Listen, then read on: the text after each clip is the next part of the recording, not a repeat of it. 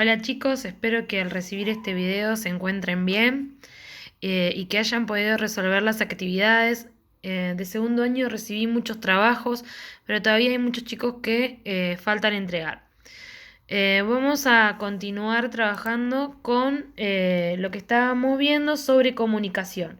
Habíamos visto el primer circuito, que era un repaso del que habíamos visto el año pasado. Ahora vamos a trabajar con lo que es una reformulación de ese circuito. ¿Sí? Vamos a ver.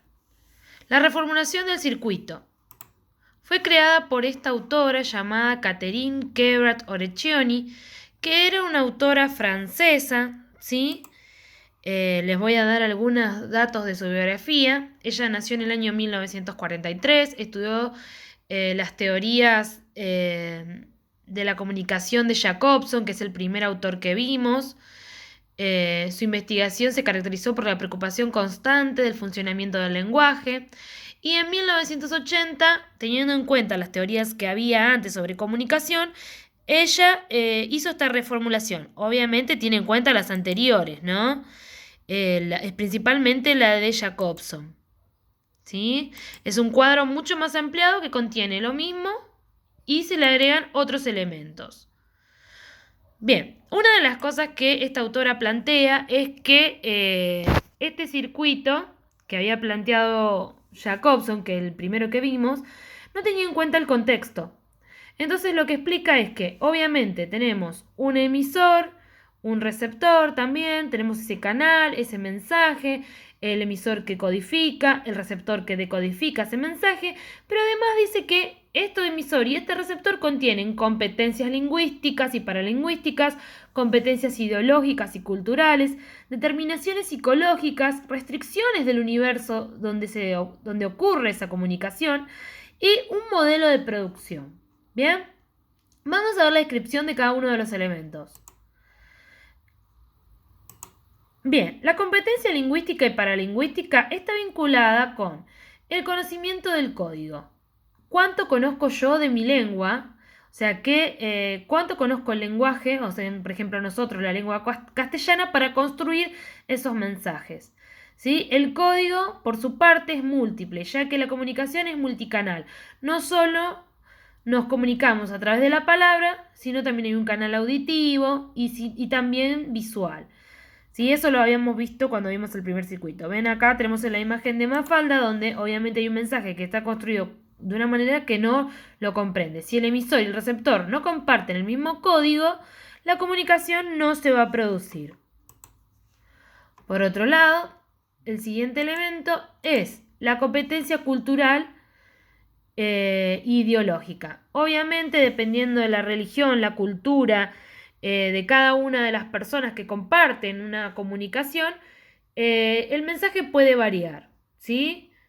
Los valores y las costumbres de cada persona hacen variar la situación comunicativa.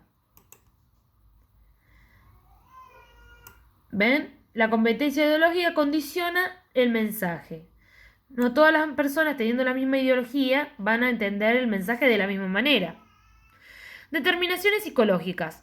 Constituyen el conjunto de estados de ánimo y emociones y formas de ser de los interlocutores, que influye en los modelos de codificación y decodificación de los mensajes.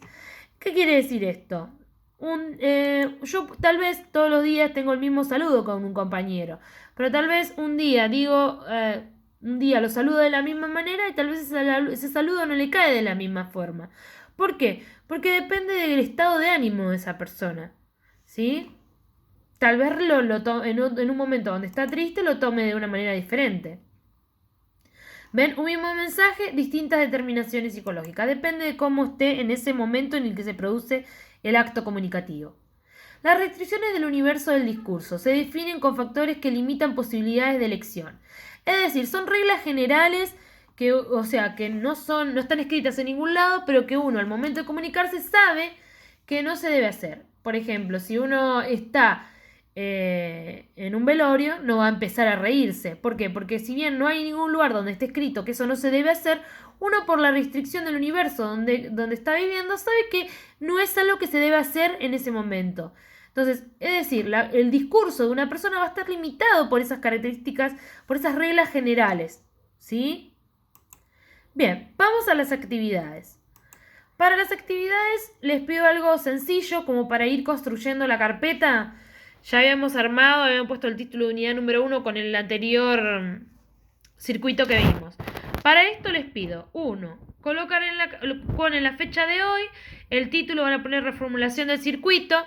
2, van a copiar quién es Kerra Chorecioni. Fíjense que lo tienen en una de las diapositivas, tienen la descripción con las características generales de la biografía. No tienen que buscar en otro lado. Después, copian en la carpeta, después de la biografía, todo el gráfico, ¿sí? El circuito que hizo esta autora. En el número 4, copian la definición de cada uno de los elementos, ¿sí? Que los tienen ahí explicados con dibujitos. No hace falta que pongan los dibujitos de ejemplo, con que copien las definiciones está bien. 5. ¿Para qué sirve tener en cuenta todos estos elementos en el contexto cuando uno habla con un amigo, con la familia? ¿Sí? Analicen eso y pongan una respuesta. Y para el número 6 les pido que analicen los siguientes casos, ¿sí? Acá les voy a dar 2 casos, ¿sí? El caso A y el caso B, en el cual tienen que ver cuál es de los elementos de la situación comunicativa que está afectando para que la comunicación se produzca, ¿sí? Bueno, chicos, espero que puedan realizar la actividad y saben que cualquier duda me pueden consultar por privado de Messenger. Saludos, nos vemos pronto.